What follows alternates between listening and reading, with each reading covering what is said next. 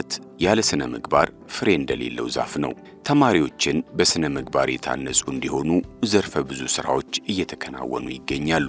በትምህርት ቤቶች የጠነከሩ የስነ ምግባር መቆጣጠሪያ ክበባትን በማቋቋም ተማሪዎች እርስ በርስ የሚማማሩበት መድረክ ተመቻችተዋል። በሚዘጋጁ የውይይት መድረኮች አዎንታዊ ባህሪን የሚያበረታቱና መልካም ስነ ምግባር ያላቸው ተማሪዎች እየታነጹ እንደሚገኙም ተነግሯል። ተማሪዎች በብዛት የሚውሉት እኛ ጋር ነው። ጠዋት ይመጣሉ፣ እስከ 10 ሰዓት እዚህ ነው የሚቆዩት።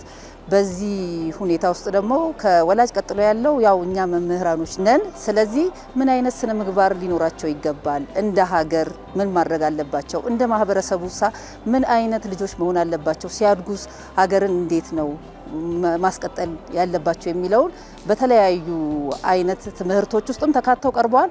እኛም እንደ ወላጅ ከወላጅ ቀጥለን ስላለን እንደ ወላጅ ምክር በመስጠት ድጋፍ እያደረግንላቸው ነው ያለ ነው። የትምህርት ቤት ዋና ሚናው የታነጸ ተማሪ ማፍራት ትምህርት ቤቱ ዋና ዓላማው ይሄ ነው።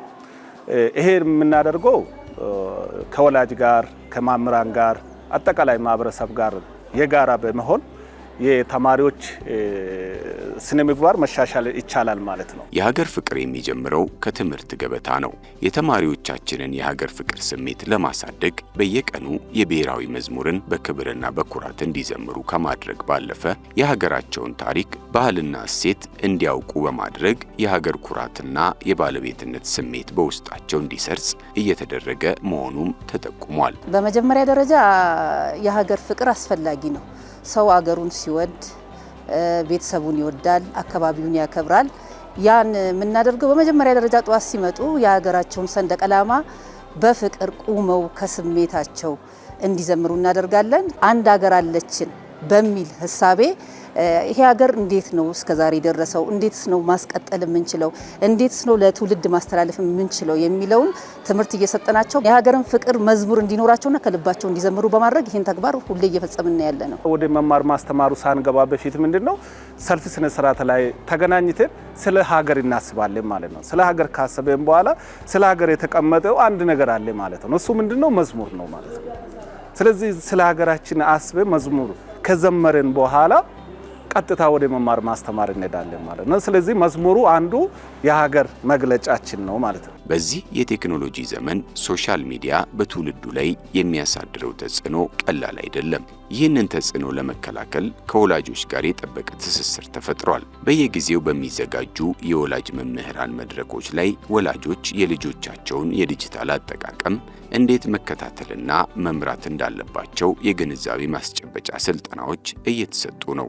ተማሪዎች ስልካቸውን ለጥናትና ለእውቀት ማሳደጊያ ብቻ እንዲጠቀሙ በቤት ውስጥ ወላጅ በትምህርት ቤት መምህራን ከፍተኛ ተግባራት እያከናወኑ እንደሚገኙም ተገልጿል። እንደሚታወቀው ሶሻል ሚዲያ አሁን የእድሜ ገደብም ሳይኖር ሁሉም እጅ ላይ በደረሰበት ሰዓት እኛ ከወላጆች ጋር ኮሙኒኬት የምናደርገው ተማሪዎች ወላጆቻቸውን ወደ ትምህርት ቤት በመጥራት እንዴት ነው ሶሻል ሚዲያ መጠቀም የሚችሉት ወይ ደግሞ እድሜ ገደብ በማድረግ እንዴትስ መጠቀም እንደሚችሉ ወይ ኢንተርኔት ሲከፍቱላቸው ግዴታ መያዝ አለባቸው ስልክ እንኳን ቢባል ከትምህርት ጋር በተያያዘ እነሱ የሚጠቀሙትን ነገር ወላጅ እንዲከታተል ግንዛቤ በመስጠት በእንደዚህ አይነት ሁኔታ እየተገናኘን ያለ ነው። ተማሪ የሚጠቀሙት ምን ሚዲያዎች ወይም ደግሞ ማህበራዊ ሚዲያዎች ወላጅ ማወቅ አለበት ነው።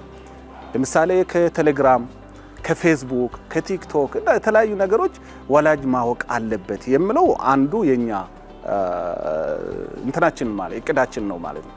ከዛ ከትምህርት ቢሮም አንድ አቅጣጫ ወርደዋልና እናንተ የተማሪ ቴሌግራም ወላጅ እንዲቆጣጠር ወላጅ እንዲከታተል ተከታትሎ ደግሞ እኛ እንዲሰጥ እኛ ደግሞ ከተማሪዎች ጋር ማህበራዊ ሚዲያ በፖዚቲቭ ነገር እንዲጠቀሙ የማድረግ ብዙ ጊዜ ምንድነው ምን ሚዲያ ላይ መልእክቶችን የተለያዩ ነገሮችን ያስተላልፈን እንገኛለን ማለት ነው። ሰላም ለሁሉም ነገር መሰረት ነው። በትምህርት ማህበረሰብ ውስጥ ሰላምን ለማስፈንና ወንጀልን ለመከላከል የተማሪዎች ድርሻ የጎላ ነው። በትምህርት ቤቶች ውስጥ አለመግባባቶች በውይይት እንዲፈቱ እየተደረገ ነው። ተማሪዎቻችን በዙሪያቸው የሚታዩ ያልተለመዱና አጠራጣሪ ድርጊቶችን፣ የወንጀል ጥቆማዎችን ለጸጥታ አካላት በወቅቱ መረጃ በመስጠት ረገድ ያላቸው ተሳትፎ እጅግ የሚበረታታና የሚደነቅ ስለመሆኑም ተብራርቷል። ከትምህርት ቤት ሲወጡ ተማሪዎች ወዴት መሄድ እንዳለባቸው ከወላጆች ጋር ኮሙኒኬት እናደርጋለን። ትምህርት ቤት ከወጡ በኋላ እስከ ቤት ድረስ ስንት ደቂቃ ይፈጃል? ከወጡ በኋላ ወዴት ነው የሚሄደው? ወላጅ መከታተል አለበት፣ እኛ መከታተል አለብን። ካልመጡስ ቶሎ ለኛ ኢንፎርም ማድረግ ግዴታ ነው ማለት። የሰላም ክበብ የሚል አቋቁመን በየሳምንቱ ትምህርት እንዲተላለፍ እናደርጋለን። ያው ሰላም ሲኖር ያው ጸቡም የለም ማለት ነው። ግን የሚያጠራጥር ነገር የሚያዩ ከሆነ ደግሞ በዚሁ በክበብ ውስጥ ይሄ ነገር ስላለ በሚል መምህራኖቹን ቀርበው በመናገር እነዚህ መምህራኖች በክበብ ውስጥ የተካተቱት ደግሞ ከኮሚኒቲንግ ፖሊሲ ጋር በመተባበር ያለውን ችግር በመፍታት ከተማሪዎች ጋር በክበቡ ስራ ላይ ነው ያለነው። ይህንን ትውልድን የመቅረጽ ታላቅ ኃላፊነት በአንድ አካል ጥረት ብቻ ማሳካት አይቻልም። ከመንግስት በኩል የትምህርት መሰረተ ልማቶችን በማሟላት ከማህበረሰቡ ደግሞ ተማሪዎችን በትምህርት ቤት ቅጥር ግቢ ብቻ ሳይሆን በየአካባቢያቸው ሲንቀሳቀሱ ደግሞ ተማሪዎችን በመንከባከብ ሲያጠፉ በመገሰጽና ከመጥፎ ሱሶች በመጠበቅ ሀገር ተረካቢ ትውልድ ለመቅረጽ በሚደረገው ርብርብ ኃላፊነታቸውን መወጣት እንዳለባቸውም ጥሪ ቀርቧል። ማምሩን ብቻውን ወጣት ማሳደግ አይችልም። ስለዚህ የሁሉም ሰው ርብርብ ነው። የወላጅ ተሳትፎ በጣም ያስፈልጋል። የማምራን ተሳትፎ ያስፈልጋል። የአመራር ተሳትፎ ያስፈልጋል። የመንግስትና መንግስት ያልሆኑት አካላቶች ወጣት ላይ መስራት ግዴታ አለባቸው ማለት ነው። ምክንያቱም ወጣት ምንድነው? ግንብ ነው፣ ሀገር ነው። በመጀመሪያ ደረጃ ስነ ልቦና አእምሮ ላይ ነው ተማሪ የሚሰራው፣ አጠቃላይ ልጆች ማለት ነው። አሁን እያየነው ባለነው የሚጫወቱበት ቦታ አለ። ድሮ ከትምህርት ቤት ሲወጡ እድሜያቸው ከፍ ሲል ሱስ ባለበት ቦታ ነው የሚሄዱት። አሁን ላይ ግን በተፈጠረው ኦፖርቹኒቲ የክበባቶች አሉ፣ የወጣቶች ክበባቶች፣ መጫወቻ ኳስ ሜዳዎች፣ ምቹ የሆኑ ባስኬትቦሎች፣ የተለያዩ ቦታዎች ስለተሰሩ ያን መንግስት ደግፎናል። አሁን መንግስት የምንጠይቀው በዛ ነገር እንዲቀጥል